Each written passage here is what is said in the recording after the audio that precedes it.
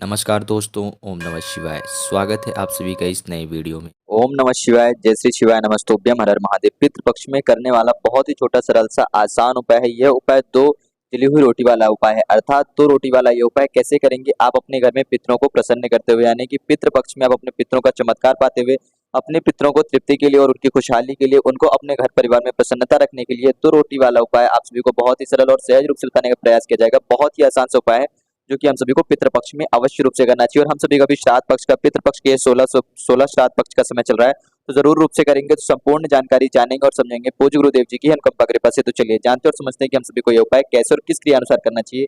लेकिन प्लीज उससे पहले वीडियो को लाइक जरूर करिएगा, और यदि आप चैनल पर नए हैं या फिर हमारी बात पहली बार सुन रहे हैं तो चैनल को सब्सक्राइब अवश्य रूप से करिएगा।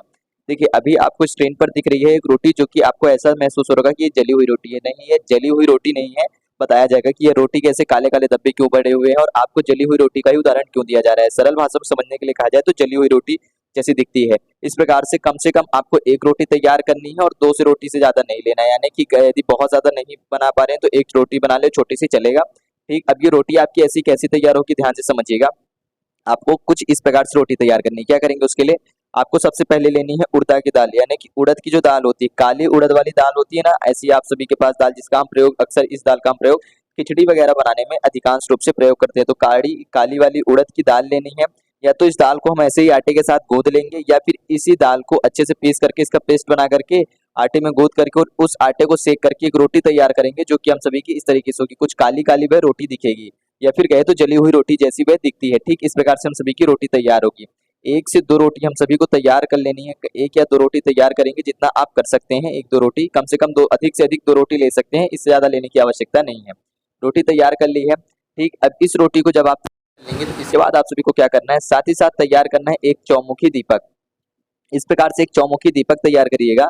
और यह जो दीपक तैयार करेंगे ना आप, चौमुखी दीपक, तो ध्यान दीजिएगा कि इसमें यह जो दिया है, दीपक में जिस जिस दिए का प्रयोग करेंगे, यह दिया आप सभी का मिट्टी का दिया रहेगा। इस बात का अवश्य रूप से ध्यान रखिएगा। मिट्टी के दिए में आपको चौमुखी दीपक का तैयार करना है। मिट्टी का दिया बिना नमक का आटा मढ़िएगा, यानी कि बिना नमक का प्रयोग किए हुए आटे को तैयार करिएगा। उसकी दिया बनाइएगा। उस दिया में चार बाती चौमुखी चौमुखी बाती का प्रयोग करेंगे। ऐसे जैसे कि भी आप यहाँ पर देख रहे हैं स्क्रीन में, इस हथेली में, हमारी हथेली में ऐसी तैयार कर लिया है। इसको तैयार कर लिया है, साथ ही साथ आपने उड़द की दाल का प्रयोग करते हुए पीस करके या फिर सीधे दाल मिला करके आपने एक रोटी तैयार कर ली। एक रोटी कहें या फिर दो रोटी कहें, ठीक, रोटी तैयार कर ली है। और साथ ही साथ आपको आवश्यकता पड़ेगी थोड़े से जवार जो होता है उसका आटा।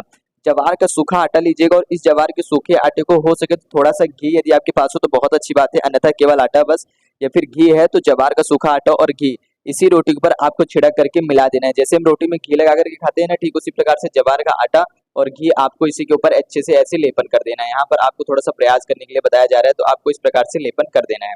लेपन कर दिया, या फिर कहें तो आपके पास केवल जवार का आटा था, घी नहीं है तो केवल जवार का आटा डाल दिए। यदि घी है और आटा नहीं है तो केवल घी बस डाल दे, दोनों में से जो भी हो तो डाल दे, दोनों नहीं है तो कोई बात नहीं। इतना ही आप सभी को तैयार कर लेना है। इतना तैयार कर लिया, अब इसके बाद ये सारी सामग्री लेकर के पहुंचेंगे आप अपने घर के नजदीकी किसी भी पीपल वृक्ष के समक्ष। कहाँ पहुंचेंगे, ध्यान दीजिएगा, आप अपने घर के नजदीकी किसी भी पीपल वृक्ष के समक्ष पहुंचेंगे और वहां पहुंच करके अपना मुख जो है दक्षिण दिशा की तरफ करेंगे, यानी कि किस तरफ, दक्षिण दिशा, दक्षिण दिशा अर्थात साउथ डायरेक्शन की ओर आप अपना मुख रखेंगे। इस बात का ध्यान रखिएगा। जैसे ही साउथ डायरेक्शन की ओर अपना मुख रख करके खड़े होते हैं तो सबसे पहले आप पीपल के वृक्ष को प्रणाम करेंगे। देखिए, यह उपाय हम अपने पितरों की तृप्ति के लिए ना करते हुए, उनकी सबसे ज्यादा हमारे जो विशेष उद्देश्य है, जो हमारा प्रमुख उद्देश्य, प्रथम प्राथमिकता है, वह पितरों की खुशहाली के लिए, ताकि पितृ हमारे ऊपर प्रसन्न हो, हमारे ऊपर अपनी अनुकंपा कृपा बरसा सके, हमें पितृ दोष से बचा सके। तो पितरों की अनुकंपा कृपा प्रदान करने के लिए और उनको खुश करने के लिए हम यह उपाय कर रहे हैं, उनकी सुख शांति के लिए कर रहे हैं। तो दक्षिण दिशा की तरफ मुख करके खड़े होंगे। सबसे पहले जो हम रोटी लेकर के आए हैं उस रोटी को ना समर्पित करते हुए उस रोटी को अपने पास ही रखेंगे। जो हमारे पास दीपक है, चौमुखी आटे का दीपक है, ध्यान दीजिएगा कि जो हम सभी के पास एक दीपक है, चौमुखी आटे का हमने दीपक तैयार करा है। ये हमने दीपक रखा पीपल के वृक्ष के नीचे, दक्षिण दिशा की तरफ मुख करके बैठे हैं। इस बात का सभी को याद है कि साउथ डायरेक्शन की ओर, यदि यहाँ पर लिख देते हैं ताकि आप सभी को अच्छे से याद रहे, दक्षिण दिशा की तरफ मुख करके आप बैठे हैं साउथ डायरेक्शन की ओर। अब इसी दीपक में आपको चौमुखी बाती डालनी है, तो इस प्रकार से आपने चौमुखी बाती डाली। अब इस दीपक को आप प्रज्वलित करेंगे। ध्यान दीजिएगा, आपको जब प्रज्वलित करना है तो सबसे पहले, अब यहाँ पर प्रश्न उठता है कि भैया चौमुखी दीपक आप बोल रहे हो चारों दिशाओं की तरफ रहेगा और दक्षिण दिशा, आप दक्षिण दिशा की तरफ बैठेंगे अपना मुख करके, यानी कि आप जब दक्षिण दिशा की तरफ आपका बैठेंगे तो आपका जो फेस है वो दक्षिण दिशा की डायरेक्शन की तरफ होना चाहिए।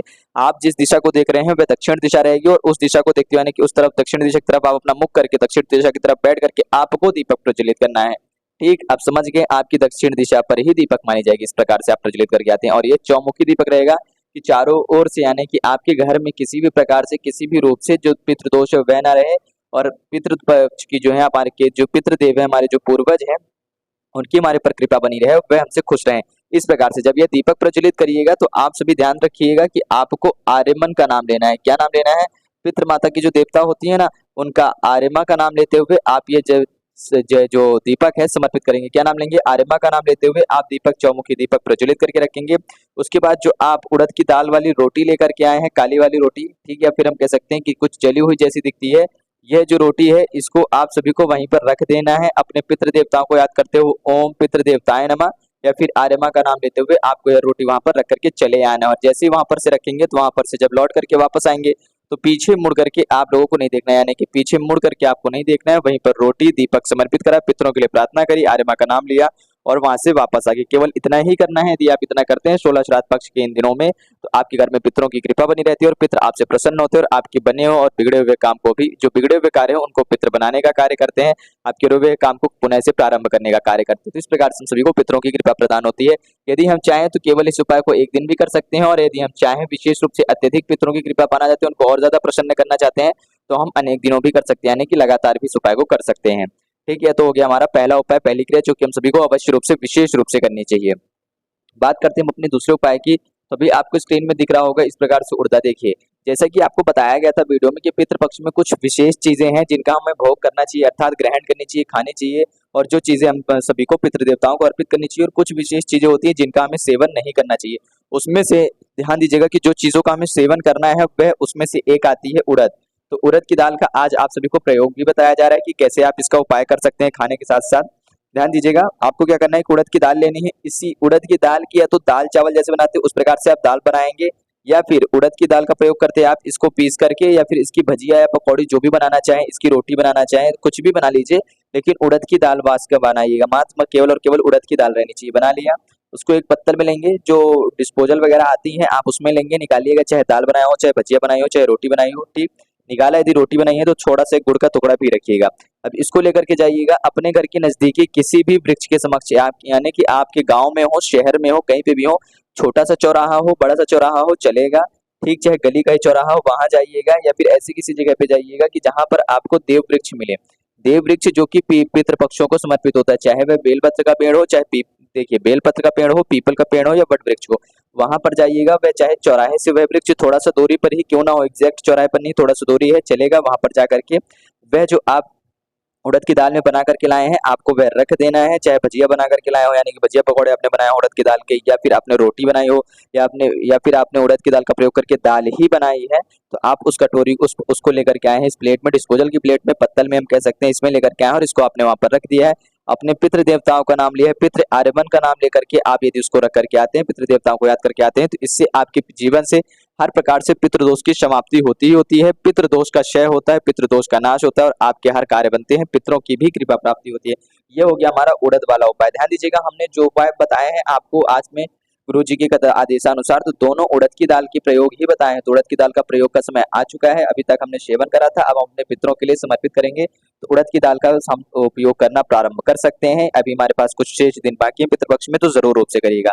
बात करते हैं अपने अगले अंतिम और तीसरे विशेष उपाय की, तीसरे विशेष क्रिया की। तो ये हमारे पितरों को जल अर्पित भी करता है, हमारे पितरों को शांति और शीतलता भी देता है, शीतलता और शांति प्रदान करता है, उनको जो कष्ट होता है उससे भी मुक्ति दिलाता है। पितृ दोष से केवल हमें नहीं कष्ट होता है, हमारे पितरों को भी कष्ट होता है यदि हम उनकी समय पर पूजा अर्चना नहीं करते हैं, समय पर उनको हक नहीं देते हैं, समय पर उनको भोग नहीं समर्पित करते हैं, समय पर हम उनको प्रसाद नहीं समर्पित करते हैं, समय पर यदि हम उनको जल नहीं समर्पित करते हैं, तो हमारे पितृ देवताओं को भी कहीं ना कहीं कष्ट होता है, क्योंकि हर देव लोग कहीं सभी का लोक होता है। जैसे हम सभी मनुष्य प्राणियों का या पृथ्वी लोग है, ठीक इसी प्रकार से देव, हमारे जो पितृदेव हैं उनका भी पितृलोक होता है, तो वहां पर भी उन सभी को कष्ट और पीड़ा का सामना करना पड़ता है हमारी ही गलतियों की वजह से, इसलिए हमारे पर पितृदोष लगता है। तो पितृदोष को दूरी करने के लिए पितरों को जल अर्पित करेंगे और पितरों को शीतलता और शांति मिले उसके लिए प्रार्थना अर्चना करते हुए ये कच्चे दूध वाला उपाय करेंगे।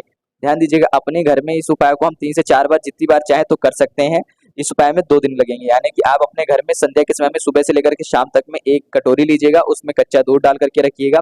ठीक, कच्चा दूध, अब मन में प्रश्न होगा कि भैया कच्चा दूध तो फट जाएगा, सुबह सुबह तक में तो वो खराब हो जाएगा। तो आपको कुछ करना ही है, आपको केवल कच्चा दूध चाहे फट जाए चाहे जम जाए, इससे आपको कोई समस्या नहीं है, आपको इससे कुछ लेना देना नहीं है। केवल आपको इतना याद रखना है कि मैं अपने पितरों के लिए कर रहा हूँ। ये कच्चा दूध है, इसको एक कटोरी में, स्टील में, किसी में भी डिस्पोजल की जो पत्तल वगैरह आती है उसमें रखेंगे, उसमें लेकर उसमें भर करके अपने ही घर में, ध्यान दीजिएगा, अपने घर के किचन में जाएंगे। क्या करेंगे, अपने घर के किचन में जाएंगे और जो मटका परिंडा वाला स्थान होता है, यानी कि जहां पर कहीं पे भी आप जल रखते हैं, चाहे आरओ हो, फ्रिज हो, जहां कहीं पे भी आप जल रखते हैं, उस जल वाले स्थान के पास आपको यह रख देना है। चाहे आरओ के नीचे रखें, फ्रिज के ऊपर रख दें, चाहे मटके के साइड में रख दें, बाल्टी के साइड में रख दें, इस 1 कटोरी दूध को आपको रखा रहने देना है। अगले दिन सुबह 10 बजे से लेकर 12 बजे के बीच में, यानी कि ध्यान दीजिएगा, अगले दिन सुबह 10 से 12 के बीच में आप इस कटोरी को उठाएंगे और वहां से उठा करके आप इसको लेकर के जाएंगे और अपने पितृ देवताओं का नाम लेते हुए, ओम पितृ देवताएं नमः, और पितृ आर्यमा का नाम लेते हुए, या फिर आर्यमन कहे तो नाम लेते हुए, इसी पीपल के वृक्ष के जड़ में आप जो 1 कटोरी दूध है आपके पास, इस 1 कटोरी दूध को आप सभी को यहाँ पर समर्पित करके चले आना है, अपने पितृ देवताओं का और आर्यमा का नाम लेते हुए, पितरों की खुशहाली, शांति, सुख, समृद्धि के लिए प्रार्थना करते हुए। यदि आप इतना कर लेते हैं तो आपके ऊपर से हर प्रकार से पितृदोष मुक्त होता है, क्योंकि आपके ऊपर पितृ प्रसन्न होते हैं, पितरों को शीतलता, शांति प्रदान होती है, साथ ही साथ पितरों को जल भी अर्पित होता है। तो पितरों को जल समर्पित करने के लिए और पितरों को शांति और शीतलता प्रदान करने के लिए, उनकी अनुकंपा कृपा पाने के लिए बहुत ही छोटा सरल सा उपाय था। तो इस वीडियो में आप सभी को उड़द की दाल का और कच्चे दूध का जो प्रयोग बताया गया, बहुत ही छोटा सा, बहुत ही सरल सा प्रयोग बताया गया है कि कैसे आप पितृपक्ष के इस शुभ अवसर पर, यानी कि पितृपक्ष के इस शुभ अवसर पर, इस दुर्लभ समय पर अपने लिए, अपने जीवन से पितरों की कृपा प्रदान करते हुए, पितरों की कृपा प्राप्त करते हुए, रोटी का उपाय, जो कि जली हुई रोटी, जिसे भी हम कह सकते हैं 2 रोटी या 1 रोटी का उपाय कर सकते हैं, अपने पितरों के अपने जीवन में पितरों का चमत्कार आपको एक अलग ही रूप से देखने के लिए प्रदान होता है। तो बहुत ही छोटा सरल सा आसान उपाय था, जो कि आप सभी को गुरु जी की ही कृपा से और उनकी अनुकंपा कृपा एवं आदेशानुसार समझाया गया है। बहुत ही सरलता से समझाने का प्रयास किया गया है। तो उम्मीद करते हैं कि आप सभी को समझ में आया होगा। यदि वीडियो पसंद आया हो तो वीडियो को लाइक जरूर करिएगा। सरल से सरल भाषा में समझाने का प्रयास किया गया है। यदि कुछ कठिनाई या कुछ परेशानी हुई हो तो उसके लिए क्षमा चाहते हैं। अवश्य रूप से आप कमेंट में अपना प्रश्न कर सकते हैं, और हमारी आवाज पहली बार सुन रहे थे, चैनल को सब्सक्राइब अवश्य रूप से करिएगा। जय श्री शिवाय, नमस्तुभ्यम, हर हर महादेव, ओम नमः शिवाय।